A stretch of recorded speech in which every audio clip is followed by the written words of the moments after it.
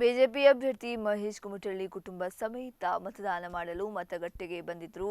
ಮತಗಟ್ಟೆಯ ಪಕ್ಕದ ಆಂಜನೇಯ ದೇವಸ್ಥಾನಕ್ಕೆ ಭೇಟಿ ನೀಡಿದ ಕುಮಟಳ್ಳಿ ಕುಟುಂಬಸ್ಥರು ನಂತರ ಮತದಾನಕ್ಕೆ ಆಗಮಿಸಿದ್ದಾರೆ. ಆದರೆ ಇವಿಎಂ ಪ್ಯಾಡ್ನಲ್ಲಿ ದೋಷ ಕಂಡ ಕಾರಣ 8 ನಿಮಿಷ ತಡವಾಯಿತು. ನಂತರ ಕುಮಟಳ್ಳಿ ಕುಟುಂಬಸ್ಥರು ಮತದಾನ ಮಾಡಿದ್ರು. ಅಥಣಿಯ ನಗರದ ಬೂತ್ ನಂಬರ್ 99ರಲ್ಲಿ ಮತದಾನ ಮಾಡಿದ ಕುಮಟಳ್ಳಿ ಮತ್ತೆ ಗೆಲುವಿನ ನಗೆ ಬೀರುವ ವಿಶ್ವಾಸ ವ್ಯಕ್ತಪಡಿಸಿದ್ದಾರೆ.